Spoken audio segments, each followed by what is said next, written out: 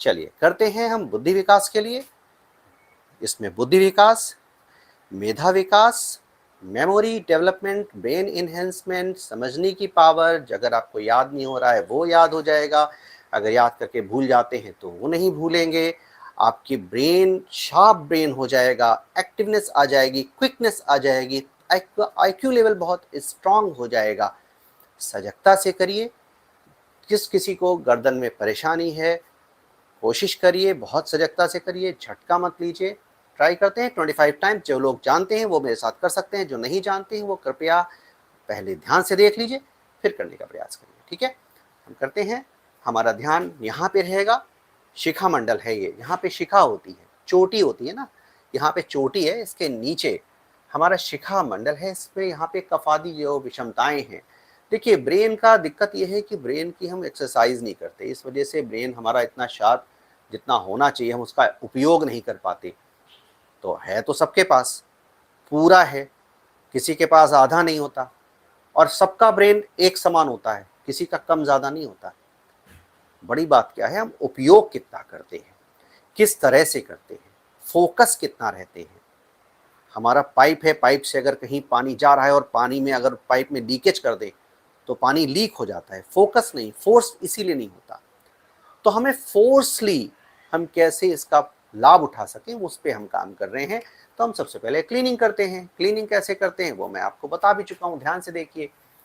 कमर गर्दन सीधी, शोल्डर तक के बिल्कुल सीधा, और गर्दन आपको इतनी झुकानी है, आंखें आपको खुली रखनी है, और धौंकनी के समान आपको 25 टाइम्स इस चीज को करना है। ध्यान से, सजगता यहाँ पे, कॉन्सेंट्रेशन यहाँ पे, आंखें खुली।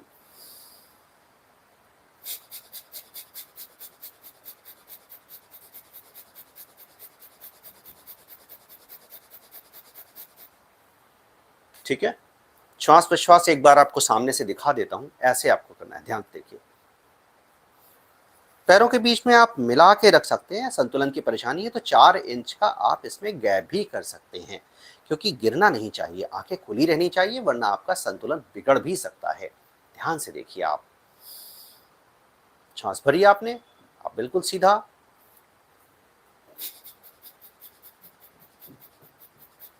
ध्यान आपका शिखा मंडल पे ही रहेगा। ठीक है, यहाँ पे एक क्लीनेस कर ली, इसके बाद आप बिल्कुल सीधे खड़े हो जाइए। अपनी हाइट के बराबर का एक टारगेट लीजिए, टारगेट पे आप बिल्कुल कॉन्सेंट्रेट करिए।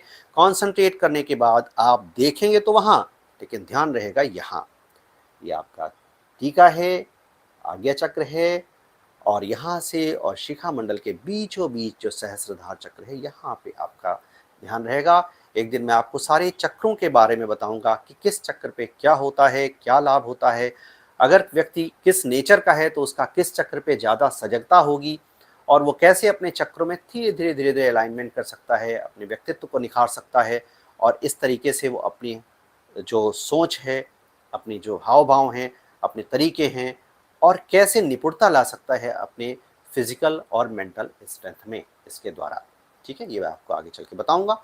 बहुत अच्छा टॉपिक है और बहुत अच्छा चीज़ है, जिसके माध्यम से हम अपने व्यक्तित्व का विकास कर सकते हैं। आप भी करिए और सीख करके औरों को भी इसका लाभ दीजिए। चलिए शुरू करते हैं। यहाँ पे हम ध्यान अपना लगाएंगे, और हमारा देख रहे होंगे वहाँ पे, ध्यान से देखिए। उसी तरीके से लोहार की धौकनी की तरीके से हमारी श्वास प्रश्वास होनी चाहिए, तेजी से, ध्यान से देख जाइए।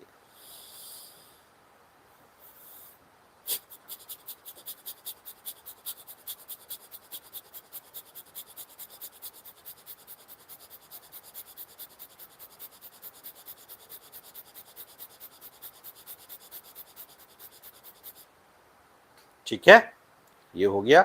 इसके बाद आपको है तीसरी क्रिया। तीसरी क्रिया क्या होती है मैं आपको दिखा देता हूँ। आपका ध्यान होना चाहिए, ये जो स्कल है, ये स्कल हार्ड पोर्शन, इसके बाद सीधे गर्दन आती है, गर्दन का सॉफ्ट पोर्शन, ये बिल्कुल जो जॉइंट है यहाँ पे, इस जगह आपका ध्यान केंद्रित होना चाहिए। और आपका जो चिन्ह होगी वो आपके एक्सटर्नल नॉच, ये जो है यहाँ पे कंठकूप में बिल्कुल लॉक हो जाएगी, इस तरीके से लॉक हो जाएगी। ठीक है, और लॉक करने पे बाद आप उसी तरीके से श्वास प्रश्वास करेंगे। सजगता आपकी यहाँ रहेगी पूरी तरीके से। ठीक है, कर जाते हैं, फिर बताता हूँ इसका लाभ क्या है। ध्यान से देखिए।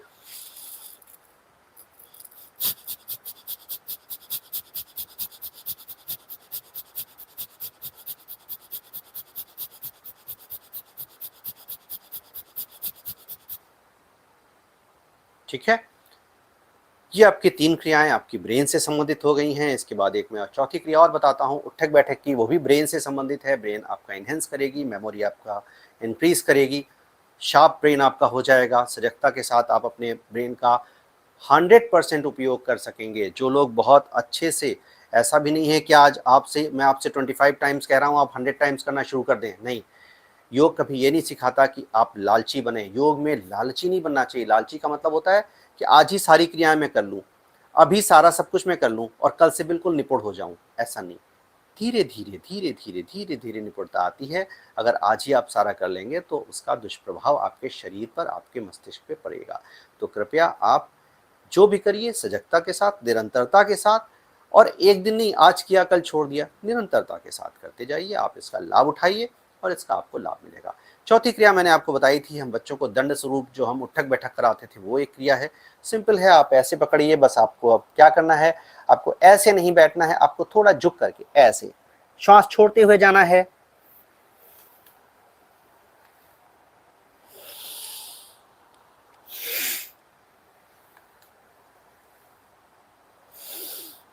इस तरीके से आपको 5 बार से शुरू करके 20 बार तक जाना है। सिर्फ 20 बार आपको उठक बैठक लगाना है।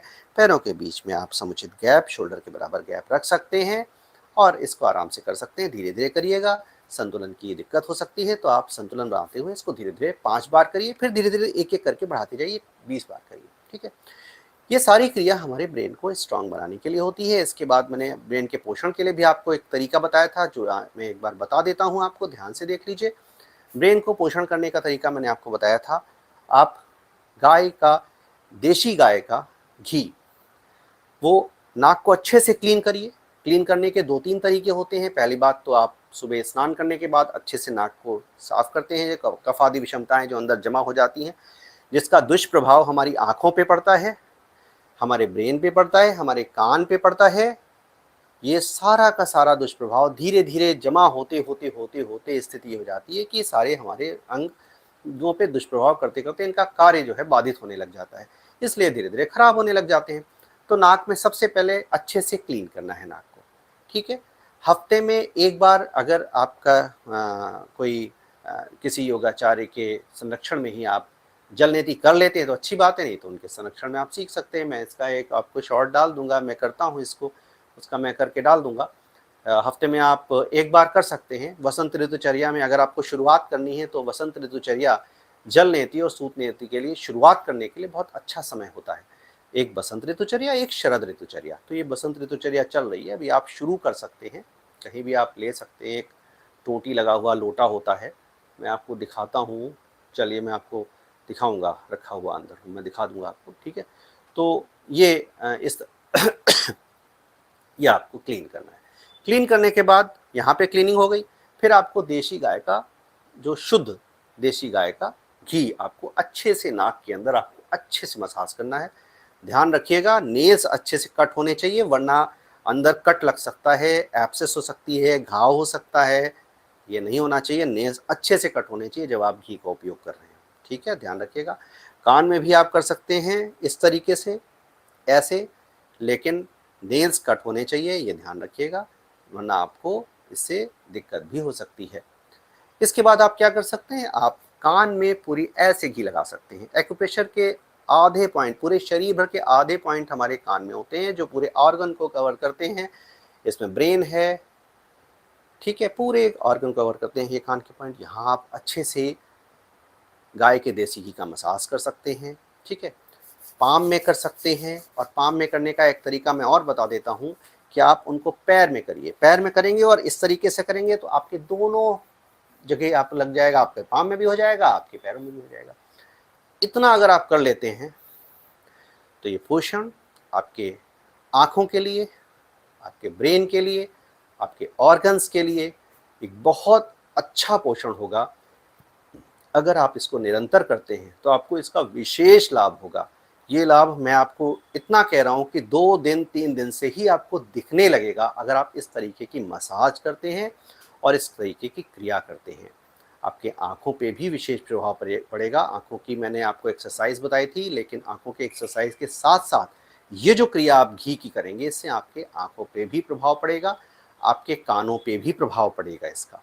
कान के से अगर सुनाई कम देता है, कान में अगर आवाज़ें सुनाई देती हैं, कान से अगर जो है दर्द होता है, तो उसमें भी आपको आराम मिलेगा। लेकिन हाँ, अगर कोई इन्फेक्शन है तो आप कृपया इसकी पहले दवाई ले लें, अच्छे से डॉक्टर को दिखा दें, क्योंकि ऐसा नहीं है कि कोई दिक्कत है अगर कान में, क्योंकि मुझे नहीं पता, मैंने आपके टेस्टिंग नहीं करी है, तो पहले अगर कोई परेशानी है तो आप एक बार उसका उपचार कर लीजिए, फिर आप इन क्रियाओं को करें तो अच्छा रहेगा आपके लिए, ठीक है? किसी इन्फेक्शन में इसको फिर आप ना करिए। ऐसी आँखों की एक्सरसाइज़ मैंने आपको बताई थी। आँखों की एक्सरसाइज़ बड़ी छोटी-छोटी हैं, हम आजकल मोबाइल देखते हैं, लैपटॉप देखते हैं, कॉन्संट्रेट करके देखते हैं, मसल्स हमारी सिर्फ वन साइड रहती हैं, उनकी फ्लेक्सिबिलिटी ख़त्म होती जा रही है। तो आप कम से कम सबसे पहले ऐसे-ऐसे आप पलक झपकाना शुरू करिए। बहुत तेज़ी से आप पलकों को झपकाइए, ऐसे, ठीक है? उसके बाद राइट लेफ्ट श्वास लेते हुए राइट बिल्कुल सेंटर में आइए, श्वास छोड़ते हुए राइट, फिर श्वास लेते हुए सेंटर में आइए, फिर श्वास छोड़ते हुए राइट में, लेफ्ट राइट हो गया, फिर अपर लोअर हो गया, आपका फेस स्टिल रहेगा, आंखें सिर्फ मूव करेंगी इस तरीके से। फिर आप इस तरीके से कर सकते हैं, दूर और पास की, जैसे हमने देखा, हमें दूर देखना है फिर पास देखना है, दूर देखेंगे तो श्वास लेंगे, पास देखेंगे तो श्वास छोड़ेंगे, ठीक है?